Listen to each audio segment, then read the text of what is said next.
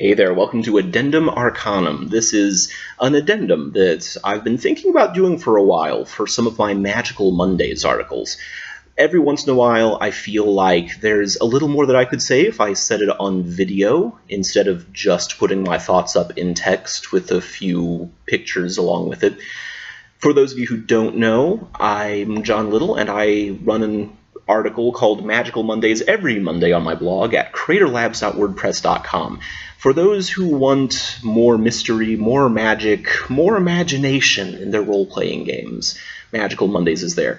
I confess Addendum Arcanum may not be the best idea right now because I've also been thinking about ending Magical Mondays and moving on to something called Monstrous Mondays because I've been feeling like I've been repeating myself a lot with Magical Mondays. And generally my advice is, well, why don't you just ignore the rules and use your imagination? Figure out what you want to do and then find rules to support that, rather than going the other way. And I can say that a lot about a lot of things, but after a certain point, I start to wonder, should I keep saying this, or should I move on to where I think I can present more new material? But that's a discussion for another day, because Addendum Arcanum is something I've been thinking about doing whenever one of my articles has a surprising number of comments. And I was floored a couple weeks ago when one of my articles caused my weekly viewership to have something like a 7,000% increase in viewership. I wasn't expecting that. The little bar graph that shows my viewership stats looked like a crazy skyline that had a skyscraper right on the edge of the city. It was shocking and cool. So thank you for reading that. So I figured if there was one to start with, it might as well be that one. The article in question was me talking about the rules for D&D Next. Some people are calling it the 5th edition of Dungeons & Dragons. Wizards of the Coast keeps calling it D&D Next. I think it's an important distinction to make. While you can make the argument for calling it 5th edition, I think that the Wizards of the Coast people are trying to say that it's different from previous editions, the same way that Advanced Dungeons & Dragons was different from Dungeons & Dragons. Technically, if you play 3rd edition or 4th edition or 2nd edition, that's not actually the true 3rd edition or 4th edition of Dungeons & Dragons, because before Advanced Dungeons & Dragons, there was the original Dungeons & Dragons. So 3rd edition is actually more like 4th edition or something like that. I've not really looked at the publication history, but it's something like that. And I think that with D&D Next, they're trying to do that. So you could say that this is the 1st edition of D&D Next. My only real problem with the name D&D Next is it leaves me wondering, what will we call the next edition after D&D Next? Who knows? Anyway, the article that I wrote about the Weave, about the magic rules of 5th edition, focused a lot on the Weave. I started with the Weave because what they wrote about the Weave when they released the basic rules was a little unpleasant for me in a little way, and I wanted to begin the article addressing that. Because in general, when I looked at the 5th edition rules for Magic, I was very satisfied. What they have there for Magic users in 5th edition D&D, it's good. It's a lot of what I've been saying on the blog, actually. There's a lot of stuff there that is designed and purposefully made to try and help you be imaginative with your magic, rather than letting the rules become a hindrance. I think there's still plenty of room to create your characters. I think no matter what previous edition you've played, you can probably make something like it. I don't necessarily think that you'll be able to recreate some of the ridiculous number stacking that you got in 4th edition or 3.5. But there are ways that you can still get some ridiculous number stacking if that's your thing, and if your DM says it's okay. So if you need gigantic numbers to feel like an accomplished magician in D&D, okay, there are ways to do that.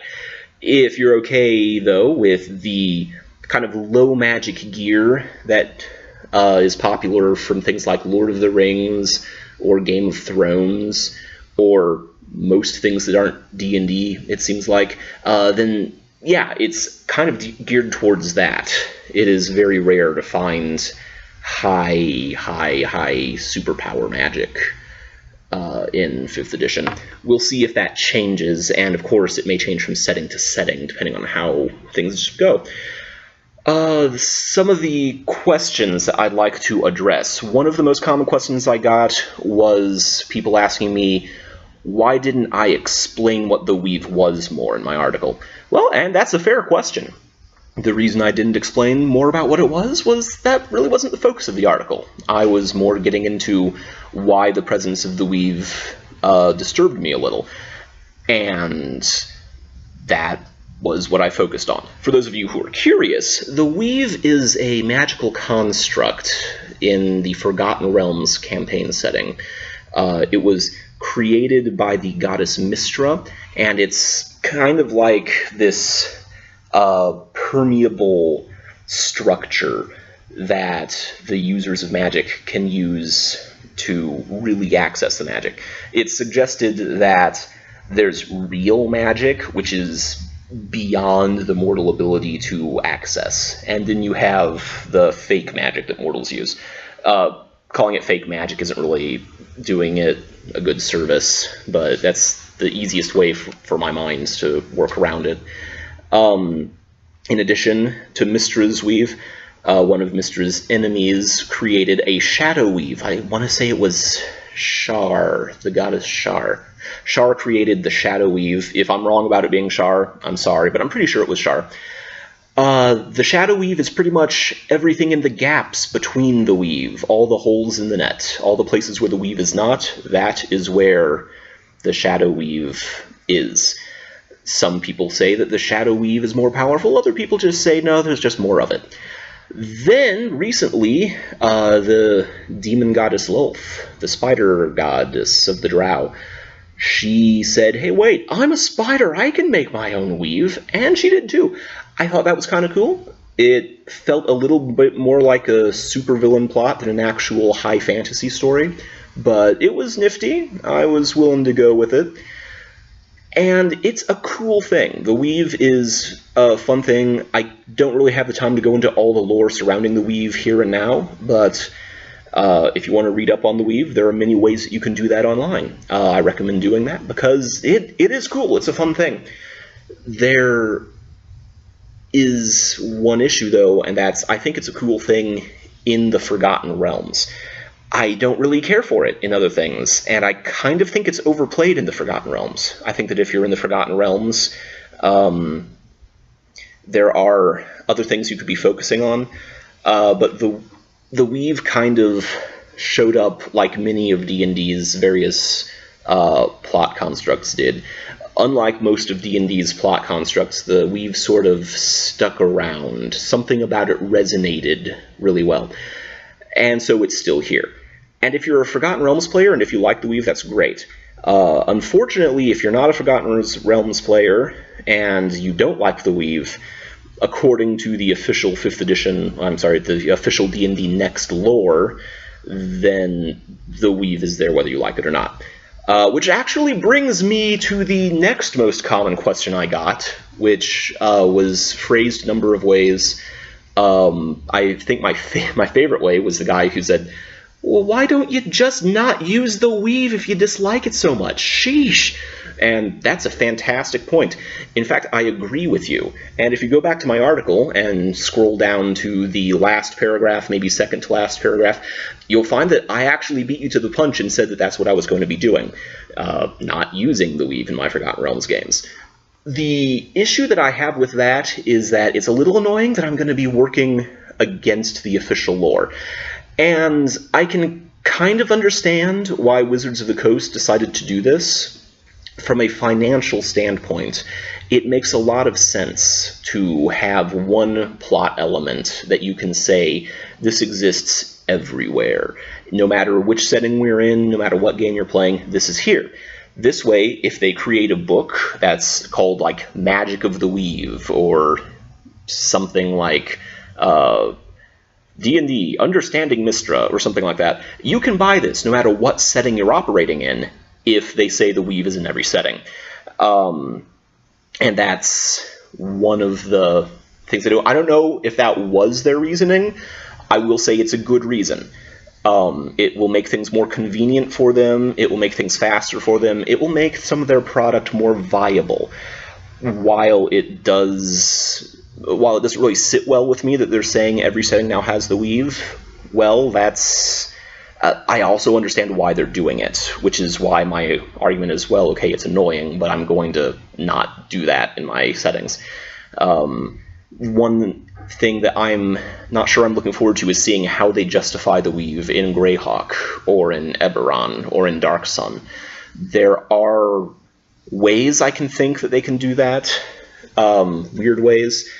I was talking to a friend about Eberron, for instance. The Draconic Prophecy could be reimagined as the weave somehow. I don't want to see that happen.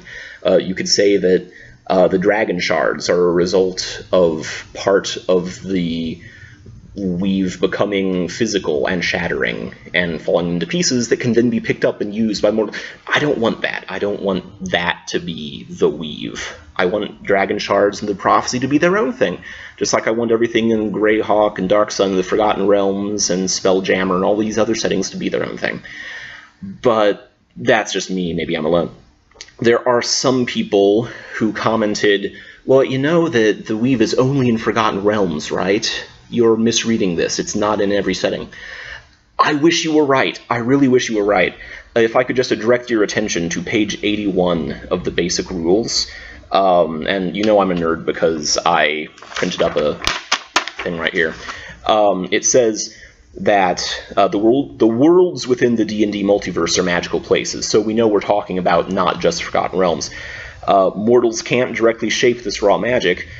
The spellcasters of the Forgotten Realms call it the Weave and recognize its essence as the goddess Mystra, but casters have varied ways of naming and visualizing this interface. By any name, raw magic is locked away and inaccessible. So no matter what setting you're in, no matter what you're calling it, D&D is saying, yeah, it's still the Weave. One of the things I dislike about this is that it kind of genericizes things. So if they say, yeah, but no matter what you call it, it's the Weave, that means people are ultimately going to call it the Weave, because that's how product placement works, and that's how our minds think. We just sort of switch to whatever the most convenient way to phrase it is. If they come up with a new word for it for another campaign setting, it could stick, but I'm guessing people are just going to call it the Weave. Another question that people got was, well, not a question, a comment, was people saying, well, these are some good points you're making here. You're wrong about it saying that all casters will rely on the Weave. It's only wizards or only arcane casters. Again, I really wish you were right. I really wish you were right. But one thing that says, again, on page 81 of the basic rules, is all magic depends on the Weave. And then it talks a little about arcane magic. And then after that, it says, the spells of clerics, druids, paladins, and rangers are called divine magic. And that those spellcasters' access to the Weave is through meditation or through divine power granted by the gods, the divine forces of nature, whatever divine thing allows it to them. So even in those cases, even in places where Mystra is not involved at all, it is divine magic accessed through the Weave. It doesn't mention things like psionics, it doesn't mention things like true naming, but by extension, I would assume that those are also covered. Also, just as a personal kind of house lore rule, I tend to treat psionics and true naming and things like that as arcane when I'm playing in D&D. I actually prefer other games other than D&D, but D&D is still what gets played most by my gaming group, so that's a thing.